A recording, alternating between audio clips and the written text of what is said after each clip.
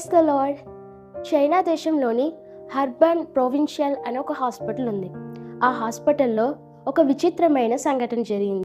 ఒకరోజు ఒక ఆవిడ క్యాన్సర్ రోగంతో హాస్పిటల్కి వచ్చింది.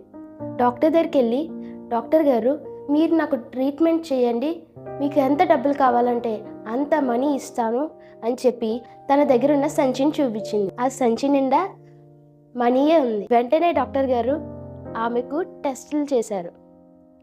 టెస్టులు చేసి ఆమెను పిలిచి చెప్పారు, మీకు ఎన్ని మెడిసిన్స్ ఇచ్చినా మీ రోగం తగ్గదు, మీ రోగం చాలా ముదిరిపోయింది, కాబట్టి చేసేదేమీ లేదు అని అనగానే వెంటనే ఆమె ఏడ్చుకుంటూ హాస్పిటల్లో ఉన్న కారిడార్లో సంచిలో మనీ తీసి కారిడార్లో మనీని జల్లుకుంటూ వెళ్తూ, ఈ మనీ నాకు జీవం ఇవ్వలేదు, కాబట్టి ఈ మనీ నాకు ఉండడం ప్రయోజనం ఏమిటి అని ఏడ్చుకుంటూ ఆ మనీని కారిడార్లో జల్లింది.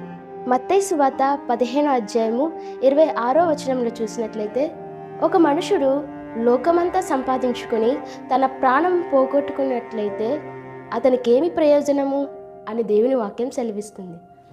Praise the lord.